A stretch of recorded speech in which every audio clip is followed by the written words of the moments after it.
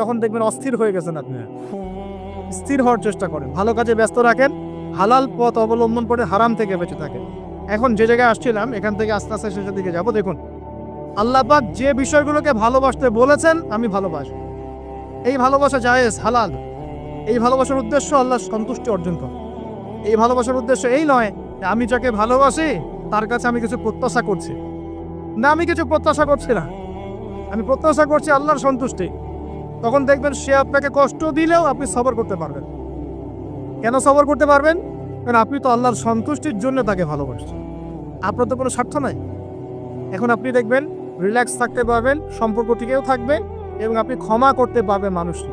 যখন নিজের চাওয়াটাকে আপনি ইনফোর্স করতে চাইবেন তখন কিন্তু আপনি এই সম্পর্ক নষ্ট করে ফেলতে পারেন, কারণ আপনি হক পাচ্ছেন না। সামনে আসেন।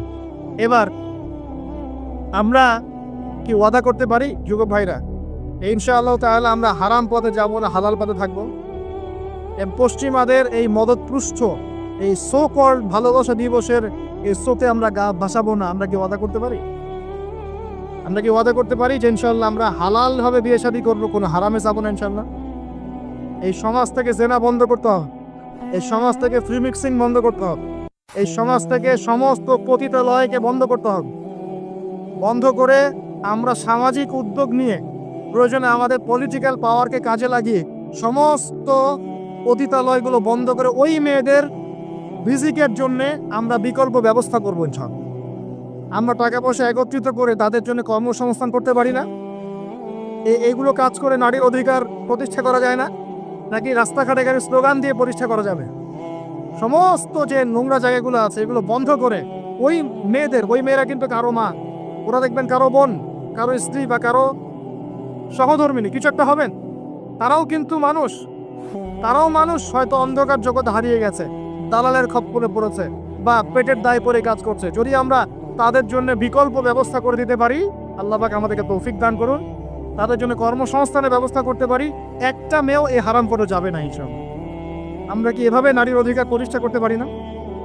আমরা কি এতিম মেয়েদের দায়িত্ব নিয়ে করতে পারি না? আমরা কি সমাজের বিধবা মেয়েদেরকে বিয়ে করতে পারি না? তালাকপ্রাপ্ত মেয়েদের দায়িত্ব নিতে পারি না? মেয়েদের অধিকার নিয়ে অনেক কথা বলা হয়, কিন্তু এই কথাগুলো থাকে খালি বুলি, বাস্তবতা নয়। বাস্তবে কয়জন ছেলে এতিম একটা মেয়েকে বিয়ে করে দেখিয়েছে? কয়জন ছেলে একটা বিধবা মেয়েকে বিয়ে করার সাহস করেছে? কয়জন ছেলে একটা তালাকপ্রাপ্ত একটা মেয়েকে বিয়ে করে দেখিয়েছে হ্যাঁ আমি তার দায়িত্ব নিলাম? এবার দেখুন, শেষ করার আগে আমি এদিকে কয়েকটা পয়েন্টস বলে শেষ করছি। এখন আমরা বুঝতে পারলাম যে আল্লাহ পাক পুরো সৃষ্টি জগৎকে ভালোবাসে।